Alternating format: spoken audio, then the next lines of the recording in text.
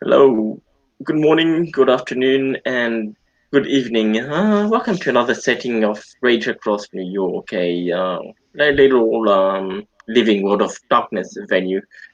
Today, Dorian is looking for his packmate and fellow tribe mate, fellow Shadow Lord. He's looking for her at the fountain.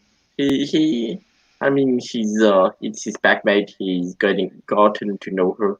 He knows she often has lunch there, so he'll probably be waiting there just before lunch. This area is well protected, right? As far as I know.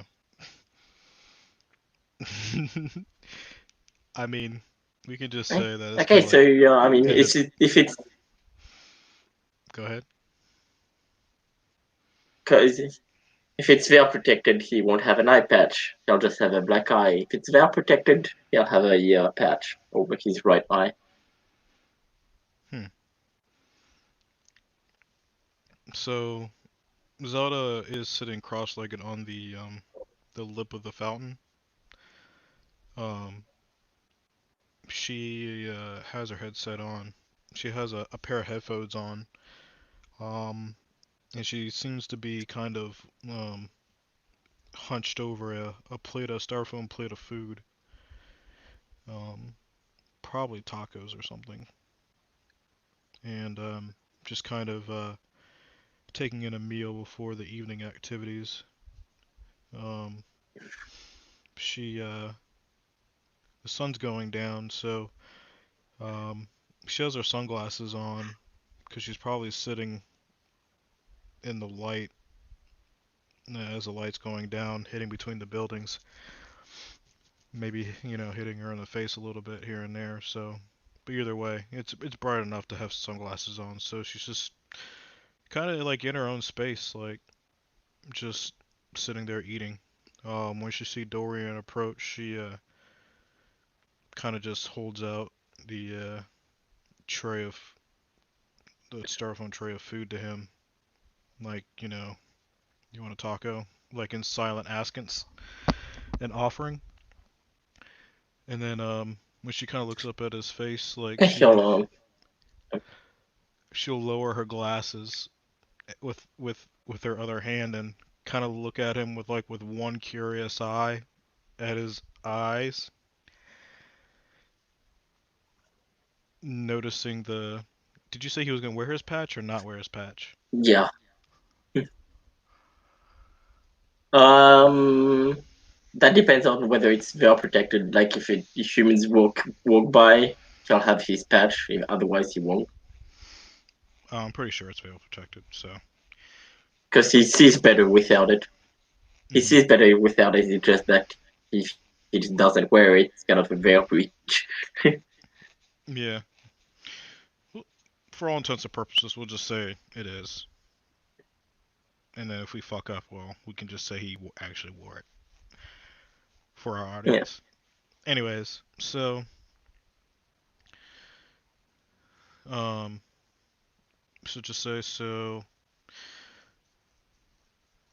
That thing got you good, didn't it?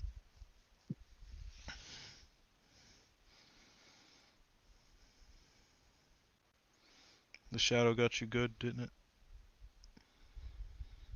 Yeah, kind of. Yeah, it's kind of weird seeing the world in black and white and gray. To be fair,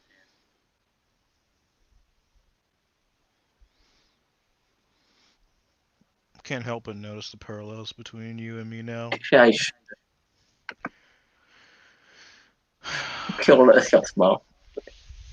And I wrong something. That's not huge. What'd you say? I'll just roll something for when he says when he talks about his eye.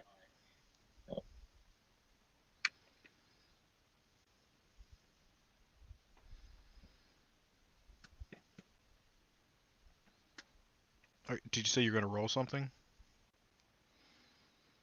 Yeah, Okay. rolling manipulation subterfuge. Okay, I guess I should feel obliged to roll perception empathy. 1, 2, 3, 4.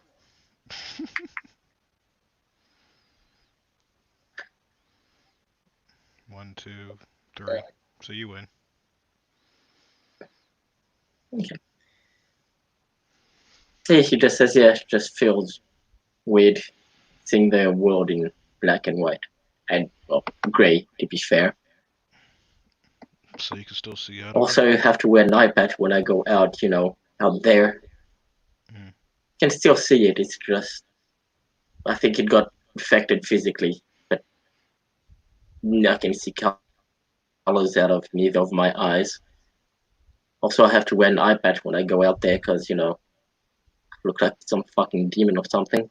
Otherwise, I mean, you can kind of say it's some kind of glass eye or something until somebody asks you to pull it out. Well, then that's going to be awkward. But from here, you can't really tell the difference. It looks like like I'm assuming it's solid black, right? So yeah, it yes, almost something bad. looks like a glass eye, and nobody's going to be an asshole enough to ask you to take it out. But then again, an eye patch would be easier. You're not. It's what I figured. Plus, we're in New York. I'm sure I'm bound to find some asshole that will ask me to take it out. Maybe. So you look like you walked over here with a purpose. What's up? Yeah. Oh, you see, the name of the spirit is Pollux, and Caster. what's the other name? Caster. Caster. So well, what's Malcolm has told me about Fox and Castor and the whole thing about giving up something, summon it. Yeah. What do you put any thought behind that? Because that might be a thing where He's we ask members of the Sept to give up something. So. I started thinking about it. Yeah, I've started thinking about it, but he's also told me what you were planning or thinking of giving up. She tilts her head kind of curiously. Oh yeah. Your whole ability to love thing. Oh. She sits up straight and rests her elbows on her knees, and she almost seems to forget about the food on the plate, but she just lets it sit on between her legs in the little pocket there, and she just says, I mean, it was an idea, yes.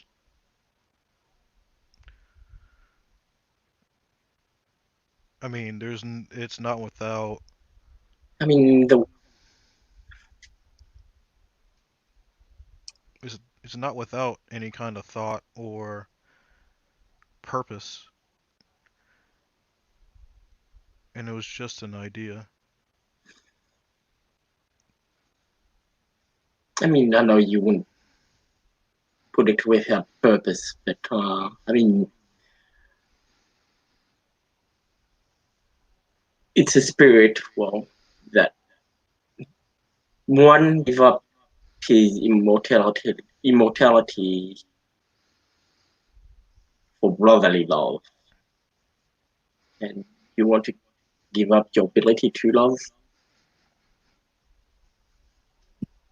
Are you sure? I mean, you know more about spirit than I do, but are you sure that that's something they'll like?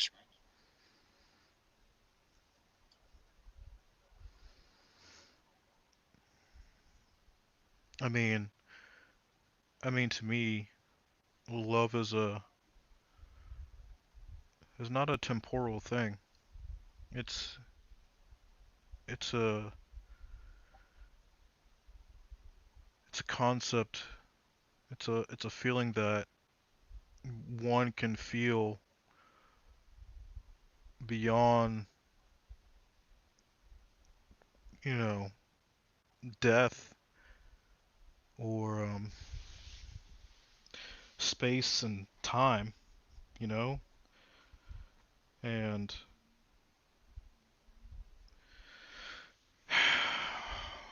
like I told Malcolm and I told Tubrat at the time,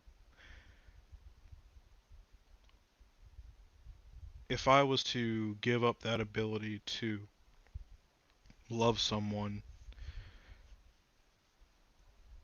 in effort to bring back the Glen, I see myself as Pollux giving his love, his life to Castor in order to help him live on opposite days as per the story. And I'm relating that to you all and the Glen, except the Glen is receiving my sacrifice in order to power it. That would be that would be my manifestation of love, my proof of love, my brotherly love for you all.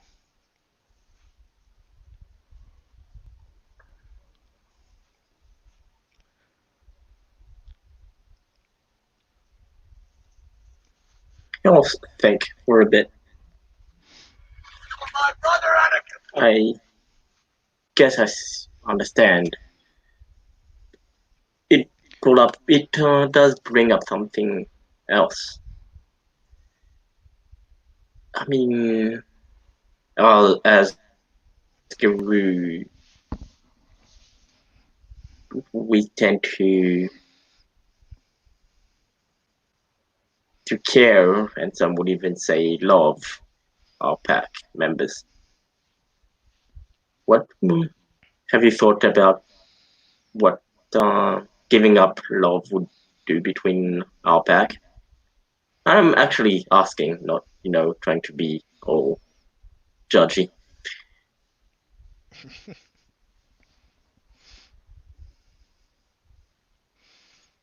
Mm, you know how to really ruin somebody's food. Uh,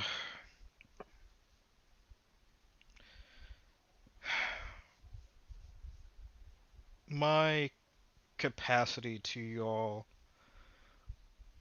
is more so. I do care about you guys and what happens to you all, but I would say that what holds me together more than anything is loyalty. And I don't think love and loyalty are the same thing.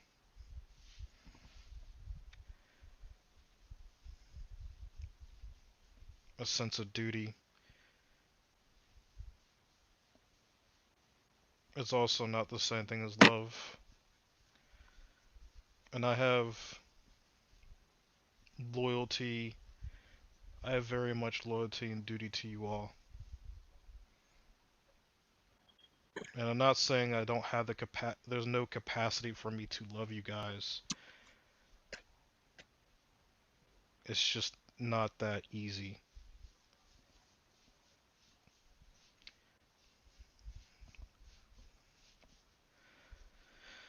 He'll nod.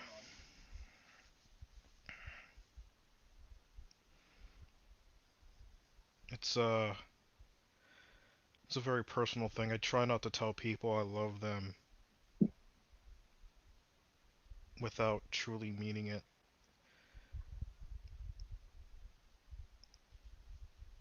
I mean, I'm with you on that.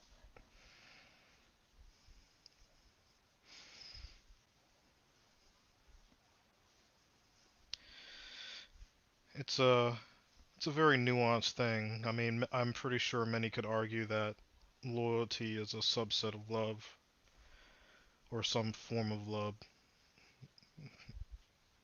And I technically maybe I couldn't argue that. It's it's just one of those things that I just feel like is this a very personal kind of concept and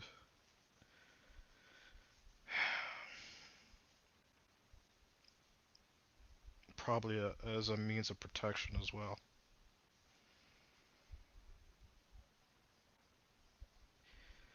Love Sure not. love encompasses a great deal and also leaves you open to much more of the perils of the world.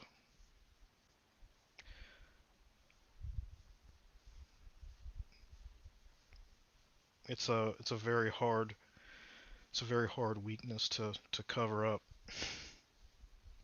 to to protect,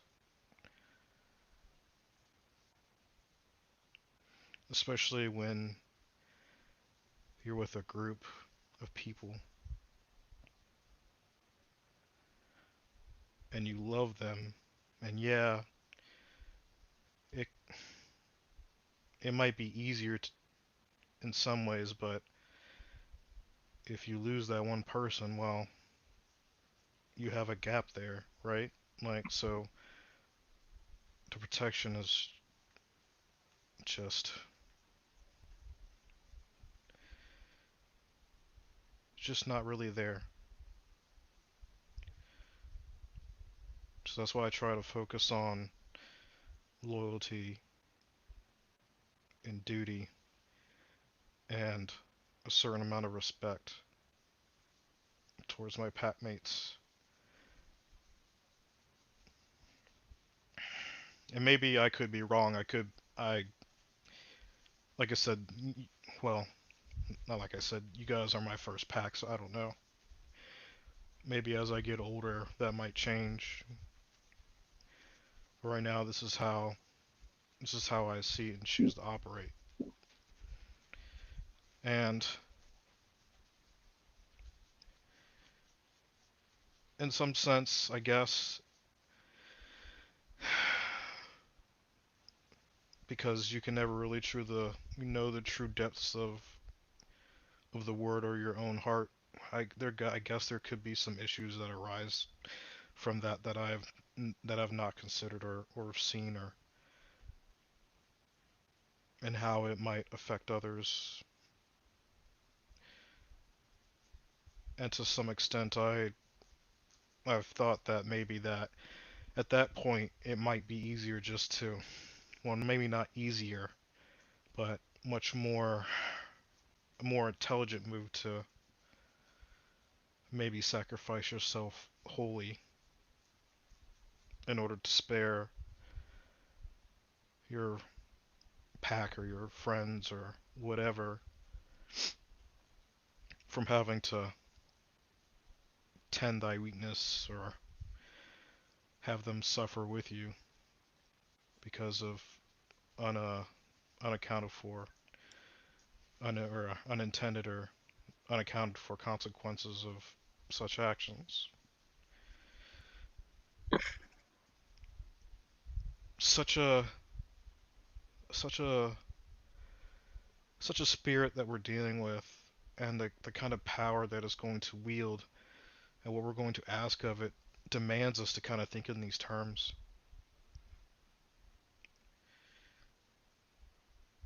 But that's why I've also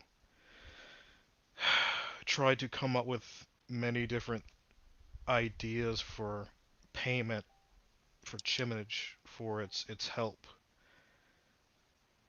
so that nobody would have to hopefully give up that kind of, put forth that kind of sacrifice.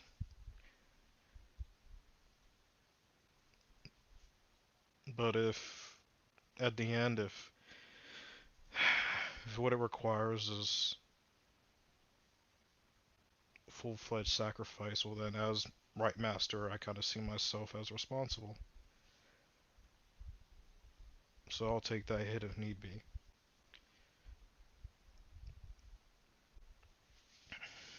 But Hell not.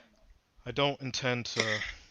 I don't intend to have anybody lose their life or give up such a thing as their ability to love, for instance. You know, that's I wouldn't be. I don't think I'd be a good theurge if I just settled on that, and that's what I concluded was the only way to be successful at this. I'm very serious about what I do, and I'm very much about that bullshit when it comes to spirits. But I'm not dumb or unthoughtful.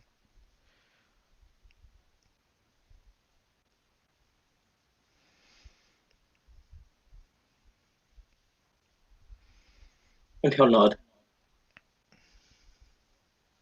And have you, well, decided on what you're giving up yet, or still going through the thought process? Not between you and I have not thought about what I'm giving up. I don't plan to get on. I don't. I'm hoping don't. I am hoping not to get to that point.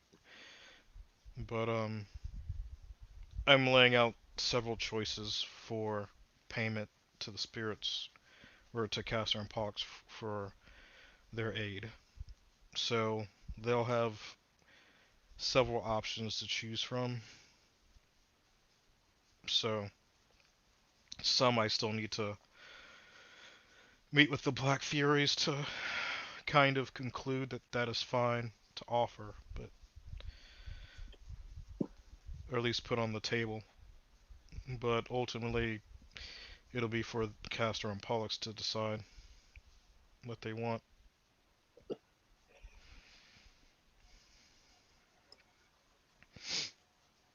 Hell not. And when is this summoning happening? Hopefully next week,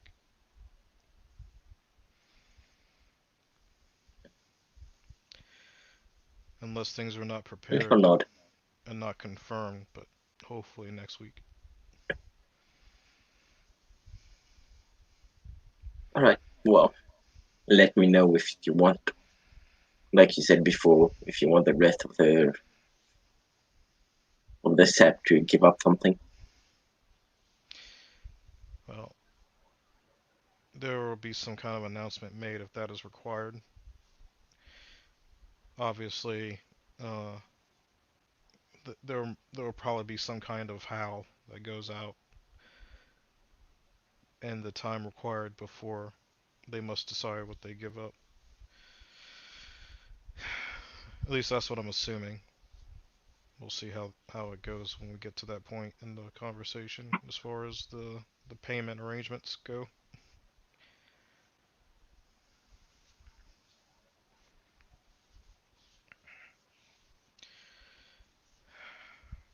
Us, well, put some thought into what I'm giving up at home. I'll think about it more. Mhm. I am curious though, what uh what about that bothers you?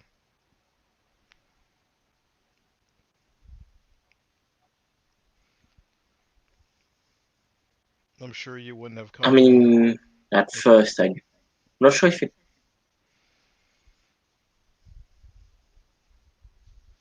Actually, I think I.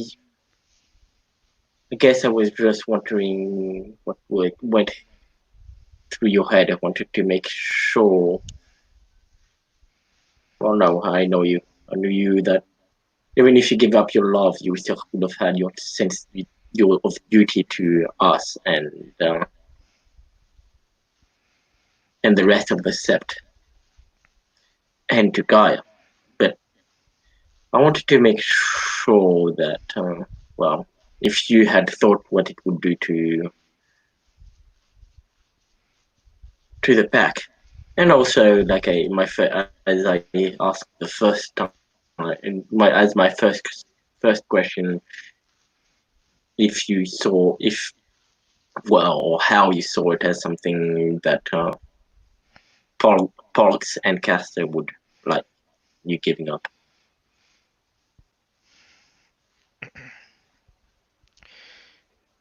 I understand. The concept of chiminage is a very unique and very wonky and hokey thing. It's uh it's kind of hard to know sometimes what a spirit might want or and accept as chiminage, and it's always good to come up with many ideas like we're doing now in order to make sure that this thing gets done. And like I told Malcolm and Too Bright, was that that was just simply an idea I had laying down one night in bed, trying to think up of things because the the using immortality to bring another person back to life, well, giving up half your immortality is a strain is just not something really truly we can provide with our, with our like with us being, well, not gods and not having immortality ourselves. So sometimes you have to find ways to kind of bullshit that, and work on the concepts and nuances within the spirit to kind of come up with things to offer it to to strengthen it even. And like I said, that's just one of the ideas that I had. So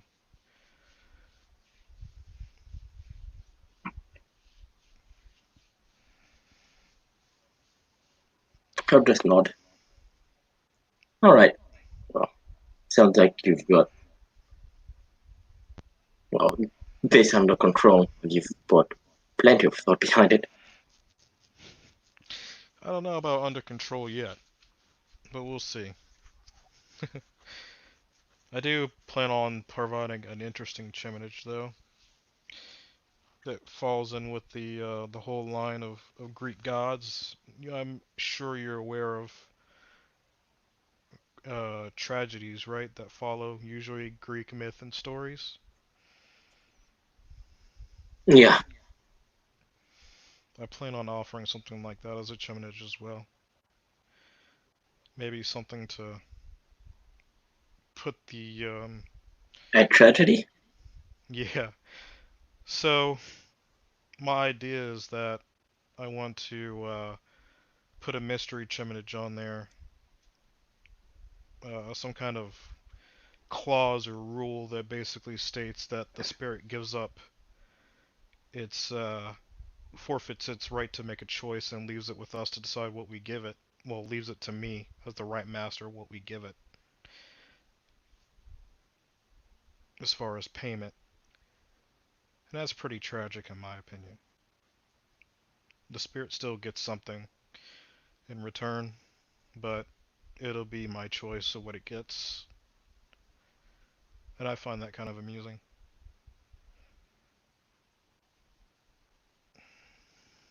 But we'll see. It has to choose it. It probably won't, but I'd be surprised.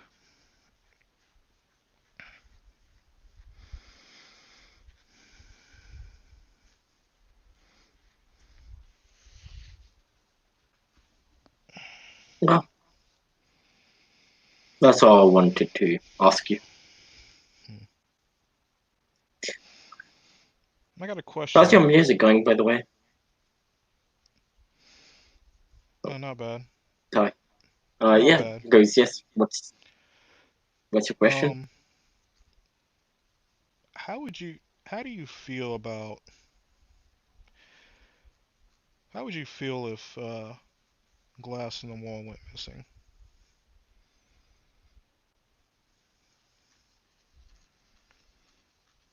I mean, she's a bitch, but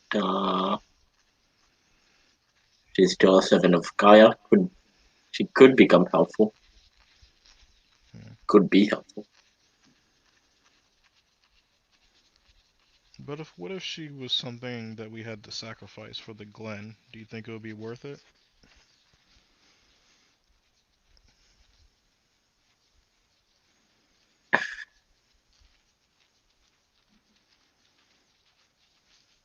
Not sure how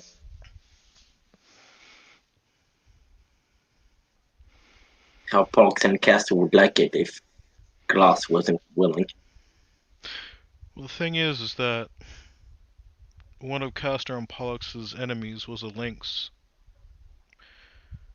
and one of my ideas for a Chiminage was to slay, symbolically slay its enemies in order to strengthen them. One of them was a boar, another was a lynx, and I was just thinking that if I don't know really any other lynx are, but there is glass in the wall over there. The only thing is that if anybody found out, especially another another one of the Bastet, well, that could lead to much bigger problems. But it's just an idea that I had, and I wanted to get your idea, get your, pick your brain and see what you had to say.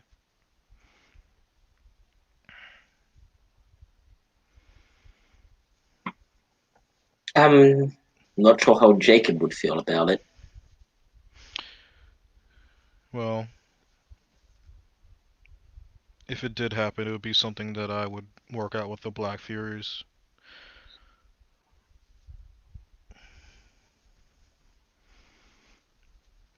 I'm only telling you because you're a Shadow Lord.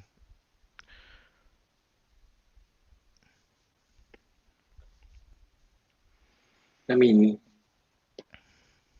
yeah, I see it.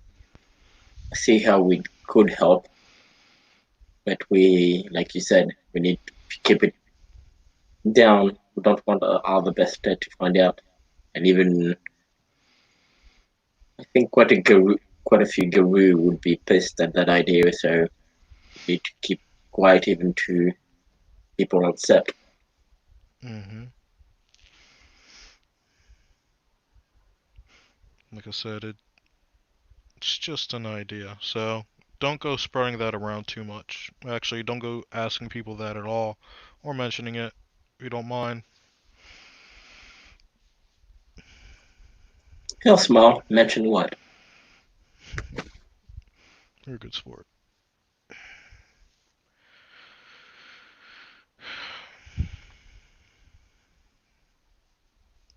Anyways, but other than that, my music's going fine. I still work on it here and there when I find some free time at night or in my mornings when I'm done with my morning meditation and rituals. But with everything going on with Castor and Pollux, I'm getting down to the wire on that, and then with the stuff I got coming up with whatever's going on in Washington D.C., I've been kind of staying busy. So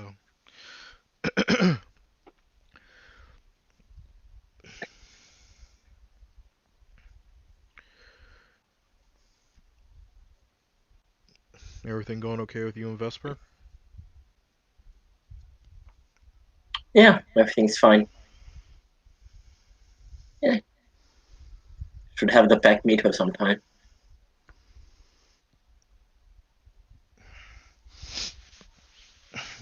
What does she think about your eye?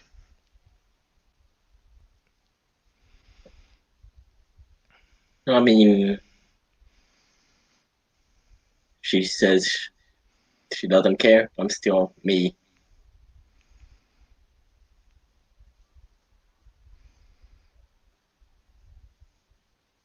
Hmm, Just me with a weird black eye now.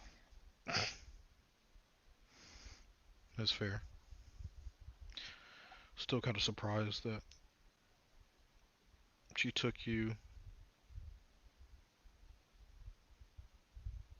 as she did. Her being a child of God, kinfolk.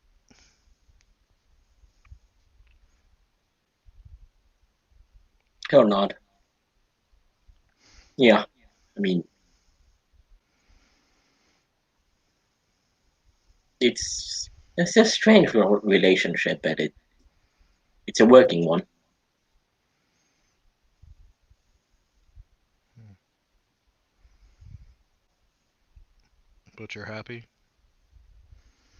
Yeah, we're happy together. I mean, I took her as as my kinfolk, her and her brother. Hmm.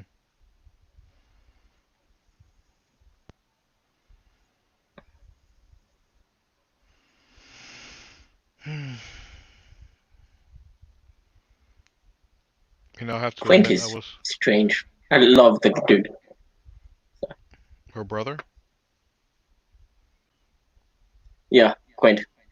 Love the dude. Love the kid, but a little chuckle. Uh, I think he wishes would have he had his first change and was in a rune. Why? First thing the very first day I met him, first thing he ever said to me was, "So have you ever killed anyone?" Wow.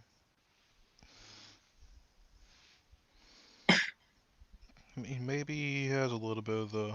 And then he was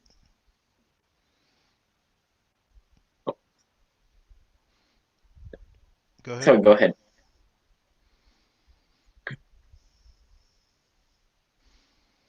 I said maybe he does It's have just a some of the yeah wolf freak in him.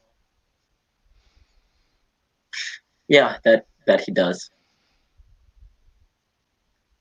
And when I asked him if he was okay with knowing me taking him in as my kinfolk, he seemed maybe a bit too enthusiastic about it. Hmm. But yeah, he's got a bit of that wolf heart in him. I'd do. I'd say that's a definite.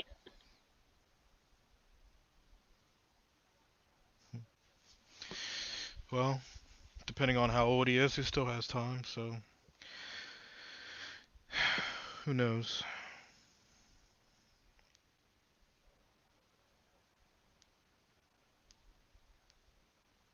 Maybe he will be blessed by a guy Anything, eventually. yeah, I'd be proud for him.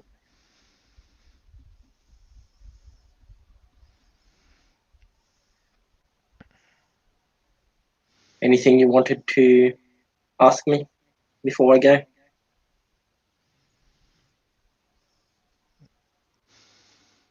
Hmm. No, not particularly. Might just have a good rest of your evening. And he'll nod. And then he'll step away.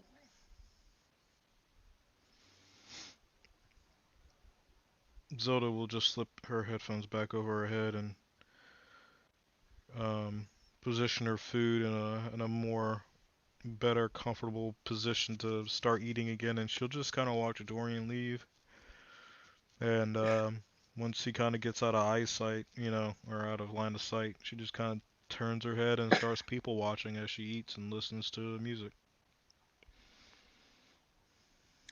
And with that, we'll end our scene here. Thank you, player, for playing, and thank you, watchers, for watching.